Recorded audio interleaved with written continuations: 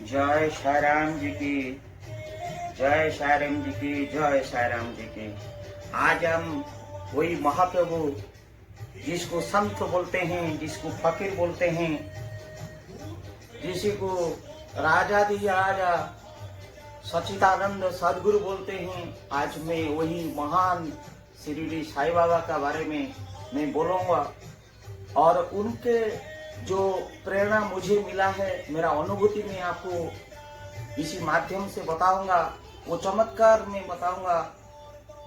उनके हर मेरे शरीर में, उनका कोन कोन में, रोम रोम में कैसे मेरे को वो आश्चर्य चमत्कार हुई, मैं आप लोग को सब इसी माध्यम से बताऊंगा। आपको तो पता होगा, अहमदाबाद नगर का, महाराष्ट्र का एक जिला में, जहां प्रभु जी की आविर्भाव हुई थी, लेकिन आज तक उनको कहां से, किसी गांव से जन्म हुआ वो कथन तो पता ही नहीं है। लेकिन ये विश्वास है 1838 में प्रभु जी की आविर्भाव उसी गांव में हुई थी, जो गांव का नाम था अहमदाबाद डिस्ट्रिक्ट में एक छोटा सा गांव।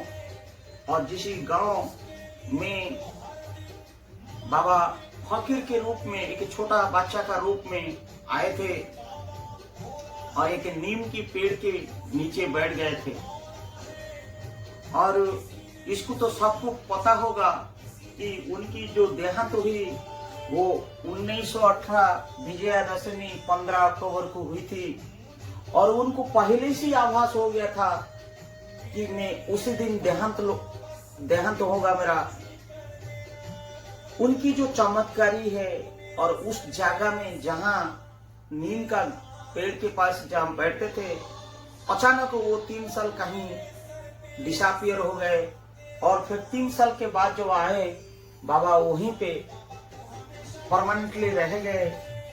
और उनको शाही मतलब गौड़ के नाम पे पुकारा जाता है। वो संत है, वो फकीर है, वो सब धर्म का मानते हैं।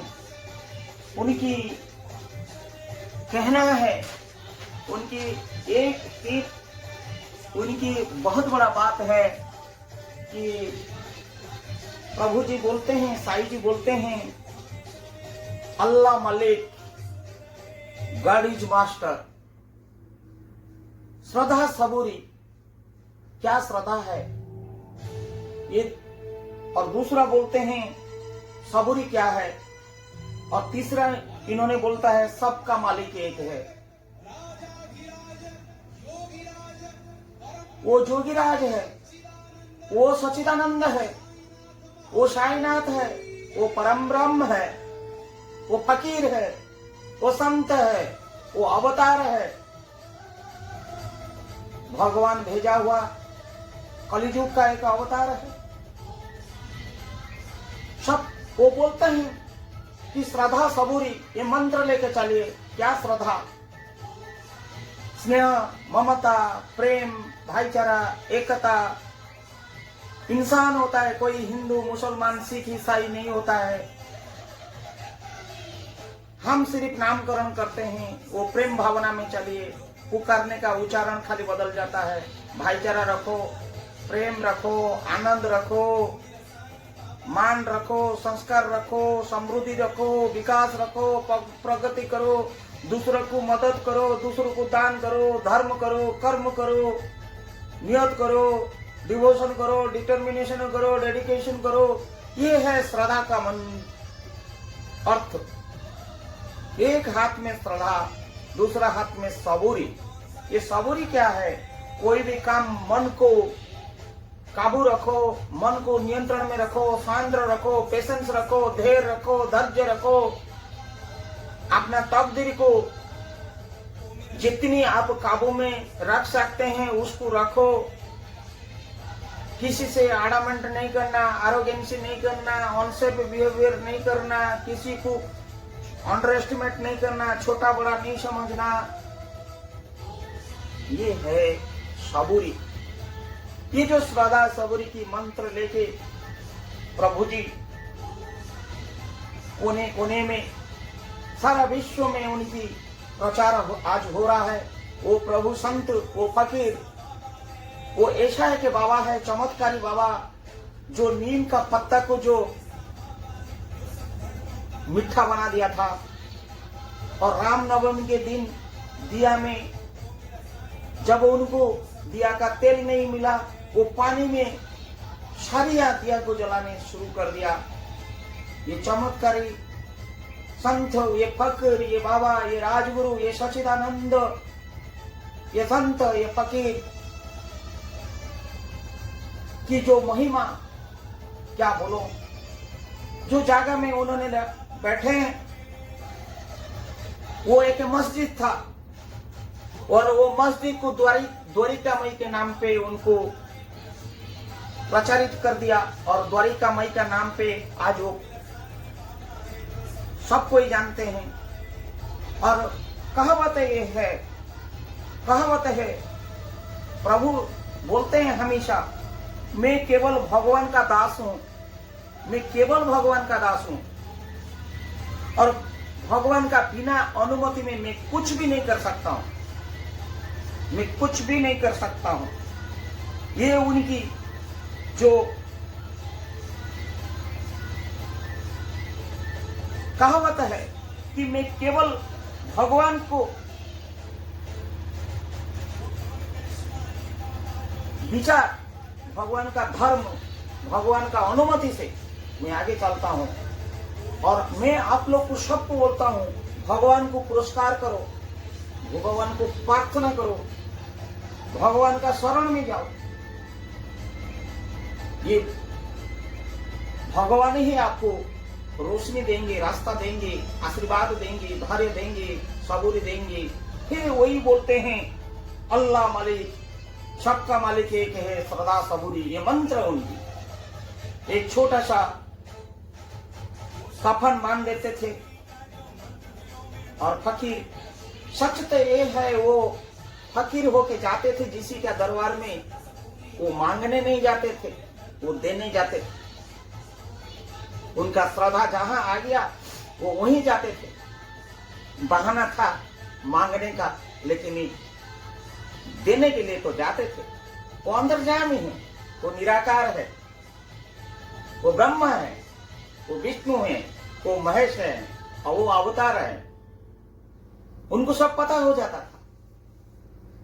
मिट्टी को ऐसे पकड़ लेने से सोना बना देते थे फकीर जी। उनकी 4 आरती होता है आज भी।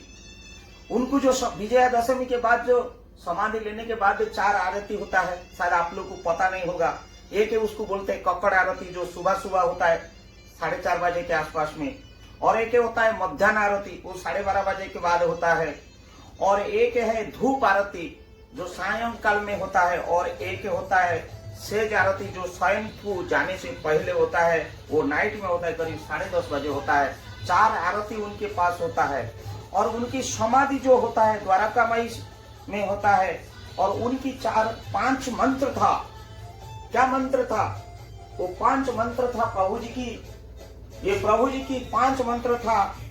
उनका था डेडिकेशन, उनका था डिवोशन, उनका था डिटर्मिनेशन, उनका था डिसिप्लिन, और उनका था डिस्क्रिमिनेशन। बड़ा छोटा कोई दुनिया में नहीं होता है। ये जो 5D की मंत्र आज हम बोलते हैं साइंस में, लेकिन ये साधु ने, संत ने वो बताए थे।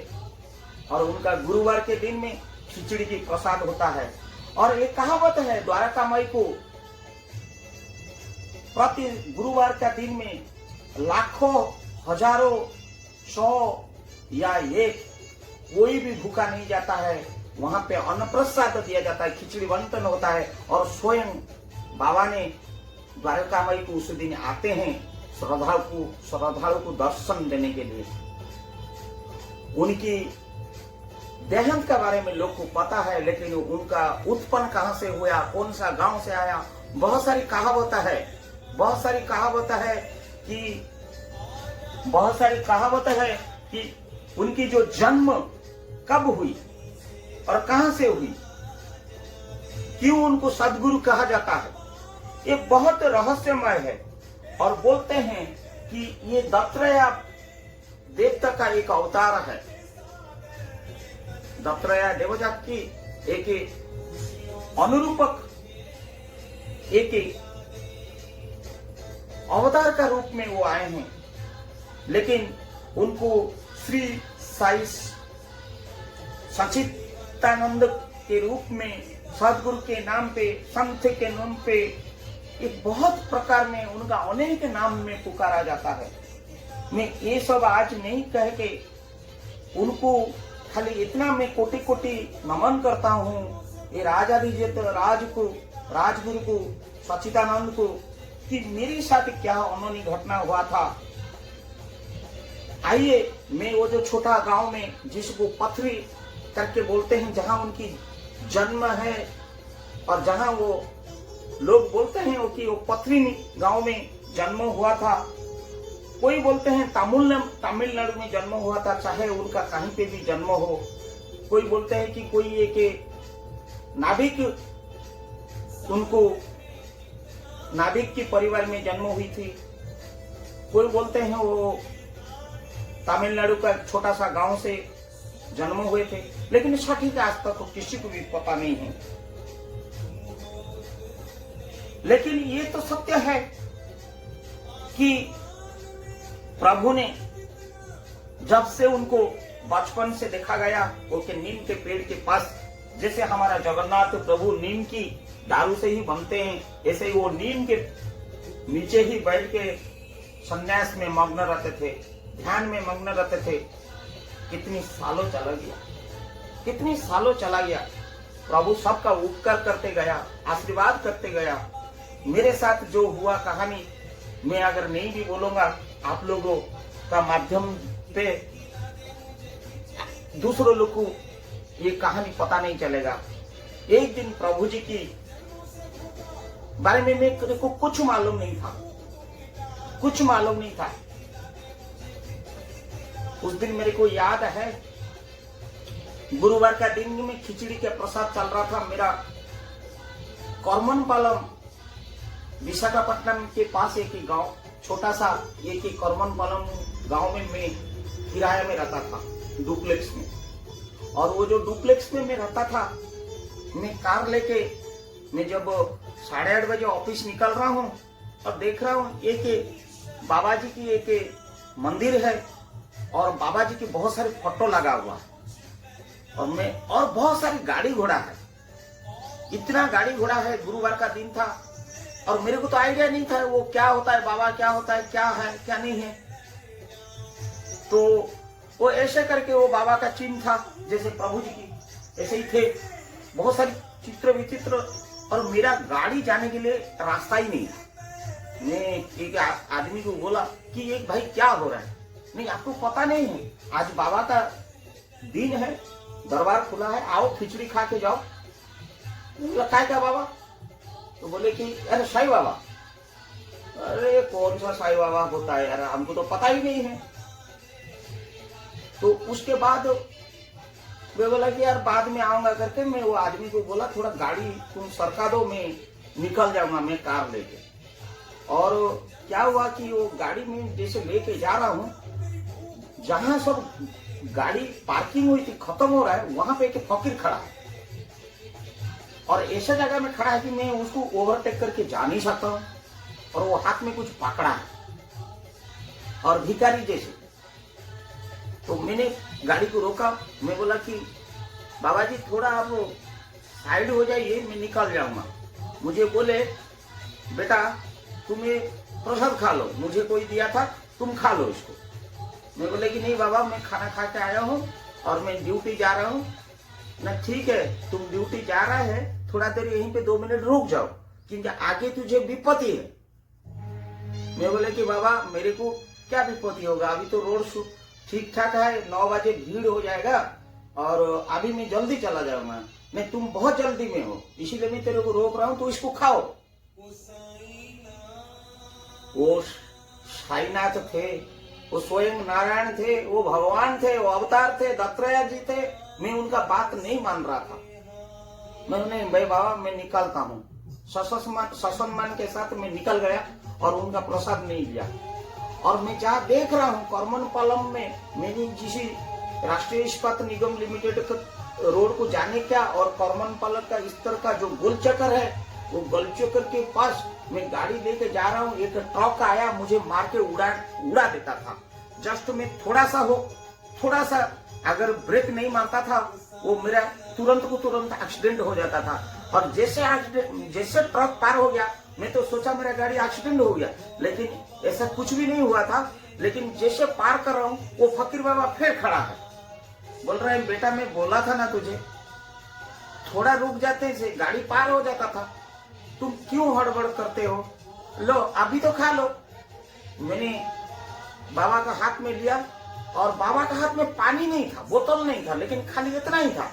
लेकिन तुरंत उनका ये झूला में हाथ नहीं मार के एक हाथ में अचानक पानी बोतल आ रहा है, बोले पियो पियो। और मेरी मुंडी में जैसे हाथ मारे, मेरे को मुंडी में जैसे हाथ मारे, मेरे शरीर पूरा कंपने लगा, हिलने लगा, रोम रोम होने लगा। मैं बोला कि क्या हो रहा है, मैं कुछ समझ नहीं पाया। मुझे एक आत्मसंतुष्टि मिल रहा है, मुझे एक आनंद मिल रहा है, मुझे एक निरानंद, मैं कौन सा दुनिया को चला गया, मुझे कुछ ही पता नहीं चल रहा है। मेरे मन में पूरा पवित्र होने लगा है। तो मैंने जैसे खाया, वो प्रसाद खत्म ही नहीं हो रहा, मैं खाते जा रहा हूँ, वो प्रसाद खत्म ही नहीं हो रहा है। मैं बोला बाबा वो प्रसाद खत्म ही नहीं हो रहा है आप, तो बोले खाओ और जितना बचेगा तुम रख लो, फेंकना नहीं। लेकिन इसको मैं फिर लेके घर तक गया, आप लोग को आश्चर्य होगा, मैं जितना खाया उतना ही फिर था। घर में फिर खोल के देखा तो फिर वो जो पानी का बोतल को मैं लेके गया, और जब पानी का बोतल में पी लिया था, थोड़ा सा था, वो पानी बोतल पूरा भरल था। मैं घर में जाके जैसे मैंने बताया सब मेरा परिवार लोग को, उन लोग को आश्चर्य हो गए और विश्वास नहीं किए। तो फिर हम शाम को 5:30 बजे जब आरती में आए, हम पूरा वो जो नहीं मानते थे कि ये बाबा कौन है, कहाँ है, जहां से वो पार्किंग हुआ था, हम आके लम के जब सो गए, पूरा एकदम साष्टांग प्रणिपात किए। और जब उड़ता हूँ, मेरे पीछे देखता हूँ खड़ा हो के बाबा खड़ा है, कोई बाबा खड़े हैं। मैं बोला बाबा आप हो? नहीं मैं अंतर्जामी हूँ कहे। और फकीर के अंदर में कहा अदृश्य हो गए, मेरे कुछ पता ही नहीं चला। बोले कि भगवान तुझे भला करे, इतना बोले। मैं तुरंत तेरे साथ हूँ और आज मैं उनको गाला में लेके चल रहा हूँ, उनकी धारण करके चल रहा हूँ। ये एक मिराकल था। और ऐसे ही मेरे वो जगह से जब स्थानांतरण हुआ, मैं जैसे छत्तीसगढ़ को आया, छत्तीसगढ़ को आने के अंदर में मेरे को आज भी याद है, मैं दुर्ग एक्सप्रेस में आ रहा था, पूरी दुर्ग एक्सप्रेस में मैं निकल रहा था और मैं एक छोटा जमीन खरीदी करने के लिए गया था कि ये जमीन कैसे करे। मेरे पास थोड़ा बहुत पैसा था, पैसा का इकट्ठा नहीं कर पाता था।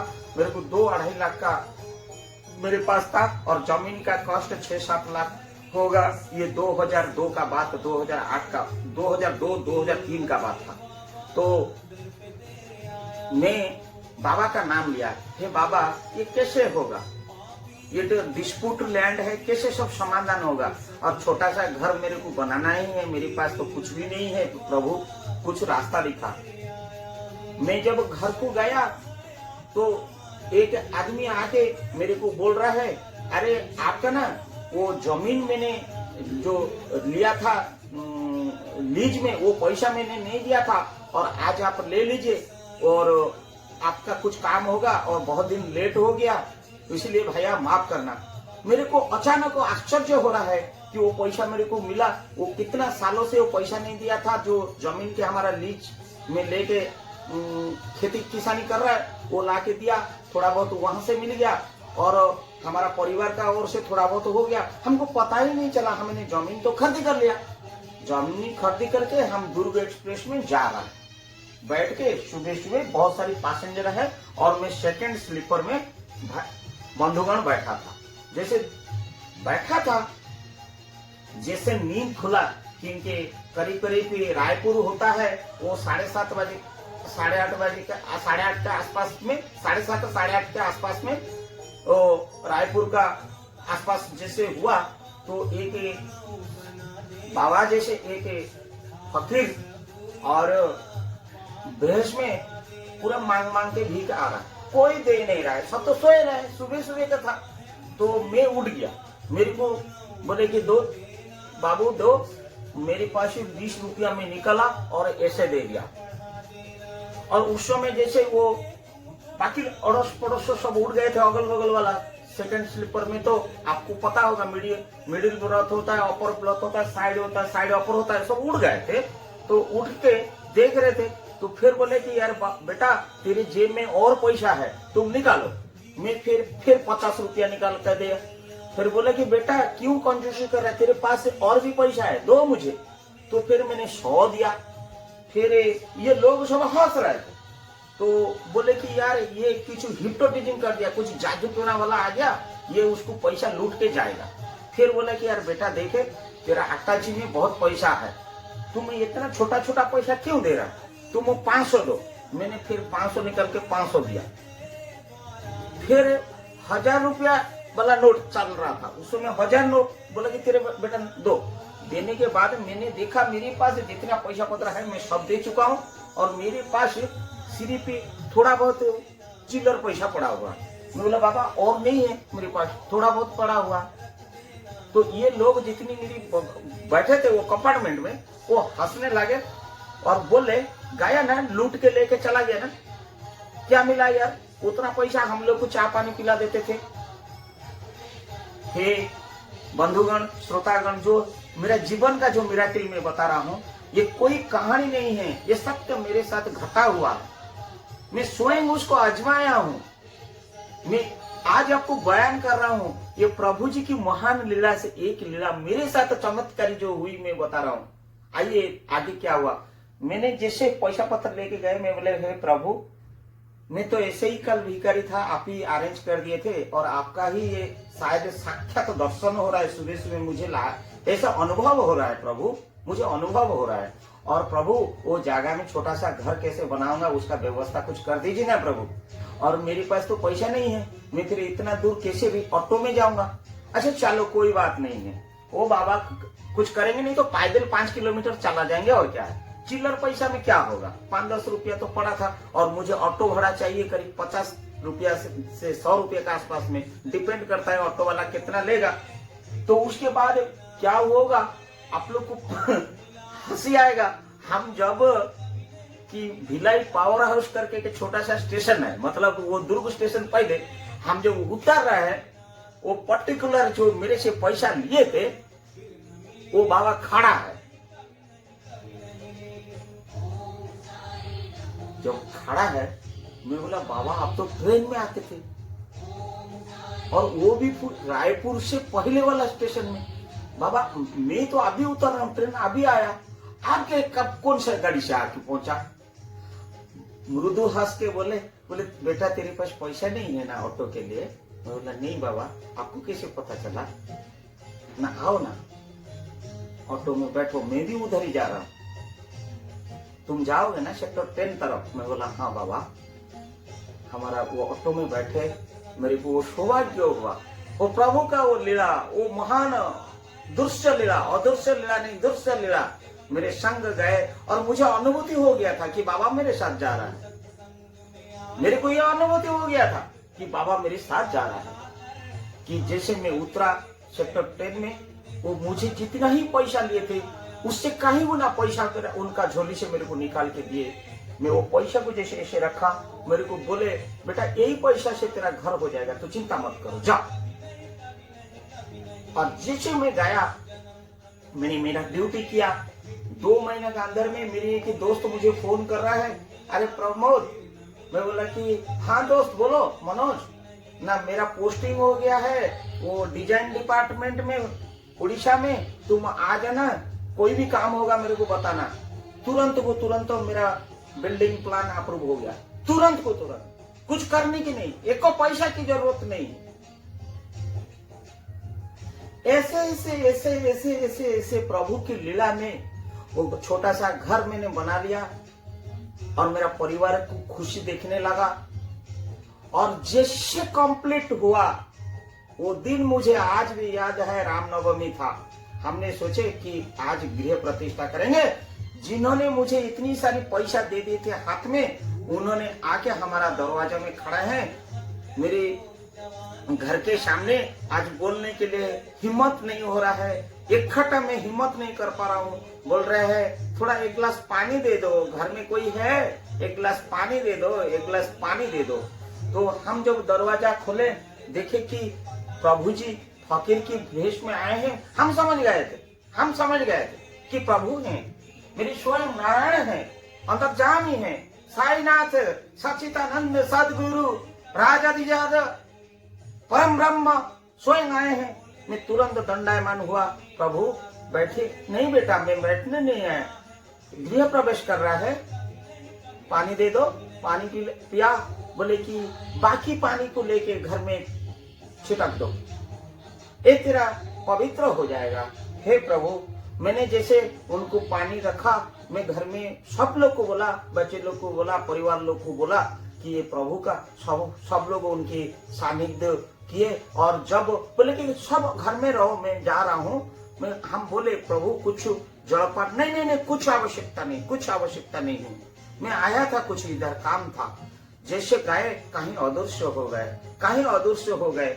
और आज प्रभु का वो घर का आशीर्वाद से मेरी बच्चे लोग सब प्रोफेशनल होते जा रहा है और मुझे कोई कमी नहीं हो रहा है, और घर में कभी खाने का कमी नहीं हो रहा है। कहीं ना कहीं भगवान की आशीर्वाद बना है और प्रभु को शरणागमी हम लोग पूरा परिवार है। और प्रभु की ये जो चमत्कारिता, प्रभु जो संत की रूप में आते हैं और दया बरस के जाते हैं, मैं कह नहीं पा रहा हूँ। मेरे साथ अनेक मिराकिल है। और एक मिराकिल मैं बोलता हूँ, मेरे को एक इंटरव्यू देना था, कोलकाता को मैं गया। मेरा वहाँ पे अभिमन्यु के दोस्त है और मेरे पास थोड़ा पैसा पत्र का प्रॉब्लम था। मैं अभिमन्यु को बोला इंटरव्यू के दिन अभिमन्यु का घर में रह जाऊंगा। मैं अभिमन्यु को बोला अभी फोन करके मोबाइल दुनिया में, ये 2011 का बात है और गर्मी का दिन था, मई जून का था, पूरा कड़क गर्मी था। हे अभी मैं कोलकाता आ रहा हूँ, थोड़ा इंटरव्यू है और इंटरव्यू देने के दौरान रात्रि जापन आपका घर में कर सकता हूँ क्या? अरे ये बेशक तू आजा। इतना दिन के बाद दोस्त बोल रहा है आजा, मैं तेरे को इंतजार कर। कब इंटरव्यू है? न परसों इंटरव्यू है। तू चिंता मत कर, मैं छुट्टी ले लूंगा, तेरे को इंतजार करूंगा। मैं बोला यार इंटरव्यू कब होगा, क्या होगा, तुम क्या इंतजार करोगे? नहीं चिंता मत करो।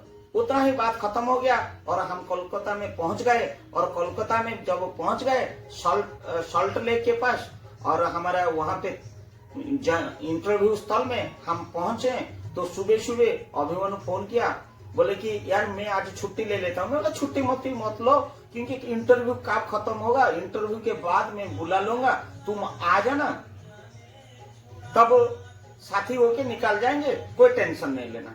और इंटरव्यू ऐसे होते मैं लास्ट कैंडिडेट था, 27 कैंडिडेट थे और मैं एज वाइज सब स्क्रूटनिंग हुई थी और मैं ही लास्ट था एक्सपीरियंस हिसाब से। और जो पैरामीटर था मैं लास्ट कैंडिडेट था, 27वां कैंडिडेट। और मेरा इंटरव्यू खत्म होते 5:30, पूरा गर्मी का दिन, पूरा पसीना बह रहा है। और वो ड्यूटी गया, मेरा अभिमन्यु जो दोस्त है वो गया ड्यूटी। मुझे पता है दोनों का बात हो गया कि मैं ड्यूटी जा रहा हूँ, तो फोन करने से मैं ड्यूटी से आऊंगा, सीधा वो साथी होके घर निकलेंगे। और मैं जैसे निकलता हूँ कि इंटरव्यू दे के 45 मिनट्स मेरा जब इंटरव्यू हुआ, पूरा रोम पूरा पसीना बह रहा है, गर्मी का दिन, प्यास लग रहा है। मैं जैसे बाहर निकला, वो बिल्डिंग के बाहर में देख रहा हूँ मेरा दोस्त अभिमन्यु मेरे लिए पसंदीदा थम्स अप, पूरा चिल्ड थम्स अप लेके खड़ा है। बोलता है यार पी तेरा काम हो गया यार, पी। मैं बोला यार अभी 20 साल के बाद दोस्ती का मुलाकात, तू याद रखे हो कि मैं थम्स अप पीता हूँ, मेरा मैंने यही है कि पसंदीदा सॉफ्ट ड्रिंक्स। बोले कि अरे दोस्त हो तो कैसे याद नहीं रखूंगा, पी। अरे मैं बोला तेरा नहीं, मेरा मैं लाता हूँ ना, तू टेंशन क्यों नहीं, मैं तो पी के खड़ा हूँ तेरे लिए। मैं बोला तू तो ड्यूटी में था, तेरे को एड्रेस कैसे पता चला कि मैं यहीं पे हूँ? अरे छोड़ ना, मैं यहीं पे रहता हूँ, मुझे पता नहीं, मैं यहाँ पे कोने कोने में रहता हूँ।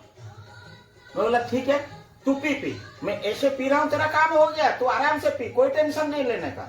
मैं बोला कि अभी बहुत लोग थे, मैं तो 27 नंबर कैंडिडेट हूँ। अरे तू पी ना यार, तेरा काम हो गया, तू पी। मैं ऐसे पी रहा था, मुंह को ले रहा हूँ कोल्ड ड्रिंक्स पीने के लिए। बोल रहा है कि प्रमोद तुम यहीं पे खड़े रहो। मैं तुरंत गया, यूं आया, क्योंकि उसका पैसा मुझे देना है, दुकान वाला का मैं नहीं दिया हूँ, तो मैं दे के आता हूँ। जैसे मैं पी रहा हूँ और वो जैसे पैसा देने के लिए गया, अचानक मेरा घंटी बाजने लगा। हेलो प्रमोद, तुम कहाँ हो? मैं बोला कि कौन? ना अभी बोल रहा हूँ। बोला अभी तुम तो मेरे को कोल्ड ड्रिंक्स दे रहा है, मैं पी रहा है। अरे मैं ऑफिस से निकला नहीं यार, क्या बात कर रहा है? ये कोल्ड ड्रिंक्स काय का कोल्ड ड्रिंक्स? क्या कोल्ड ड्रिंक्स? कौन सा कोल्ड ड्रिंक्स? तू कहाँ हो? पूरा कोल्ड ड्रिंक्स मेरा हाथ से भाई गिरा। मैं टेंशन में आया। मैं बोला कि ये प्रभु कहाँ आए थे? वो जगह से लेके मस्तिष्क में लगा रहा हूं। ऊपर से फिर वो फोन घंटी फिर बजने लगा। ऊपर से जो जहां इंटरव्यू दे के आया था वहां बोर्ड मेरे को बुला रहा है। अरे भाई वो तुम भाग गया क्या? नहीं, उनका पियन दौड़ के आ रहा है। अरे तुमको बुलावा आ रहा है। क्यों बुलावा आ रहा है? चलो मेरा इंटरव्यू तो कर। अरे बुलावा आ रहा है। फिर मैंने गया, मेरे को पूछा जा रहा है बोर्ड में कि हमारा बहुत अर्जेंट काम है, प्रोजेक्ट का काम है और आपको 90 महीने का माहौल तो नहीं मिलेगा नोटिस पीरियड का, ओनली 30 दिन के अंदर में तुम जाओ, बढ़िया बिस्तर बांध के ये कंपनी में ज्वाइन करो। हे प्रभु जो बोले थे कि तू पी, तेरा काम सब हो चुका है, मैं यहाँ पे कोने कोने में हूँ। और मेरा अभिमन्यु को ये सब बात जब मैंने बताया, वो स्टंड हो गया। मैं बोला प्रभु का ये दर्शन का मात्र से मेरी शरीर ही हर कोने कोने में प्रभु की लीला, ये चमत्कार। उनको केवल श्रद्धा रखो, उनके साथ प्रेम रखो, उनका शरणागत हो जाओ और उनका श्रद्धा ऑटोमेटिक आएगा। उनका बरसात इतना होगा, प्रभु का इतना लीला, इतनी अपार, इतनी करुणा, मेरे पास कोई शब्द नहीं है। ये मेरे साथ जो चमत्कारी हुई, मैं आप लोग का माध्यम से पहुंचा रहा हूं और आपको अच्छा लगा बुरा लगा, मुझे उससे कोई मतलब नहीं है, मुझे जानना भी जरूरी नहीं है, क्योंकि सबका मालिक एक है, अल्लाह मल्लिक है, श्रद्धा सबूरी, सच्चिदानंद, खिचड़ी प्रसाद का, महाप्रसाद का जो भोग लगाता है, दरबार में लगता है, आज सारा विश्व उनको पूजा करता है। एक फकीर को, एक संत को, एक अवतार को मैं आपके ओर से और मेरे परिवार का ओर से, मेरे शरीर के ओर से, मेरे आत्मा का ओर से मैंने उनको श्रद्धा सुमन के रूप में कोटि कोटि नमन करता हूँ, साष्टांग प्रणाम करता हूँ। हे सच्चिदानंद सदगुरु साईनाथ, मेरे परिवार को, मेरे जनता को, मेरे जनवास को, मेरे साथी लोग को, मेरा बंधु बांधव कुटुंब को, वसुंधव कुटुंबम को, जितनी भी ये संसार में पशु पक्षी कोने कोने में संसार में रहते हैं, उनको हे प्रभु निराकार आप आदर्श दीजिए, आशीर्वाद दीजिए, रास्ता दिखाइए, उनका गलती को माफ करके जैसे मेरे प्रति दया रखे हैं, प्रभु सबके प्रति दया रखिए। मैं आपको विनती करता हूँ, आपको नमन करता हूँ प्रभु, नमन करता हूँ प्रभु, नमन करता हूँ।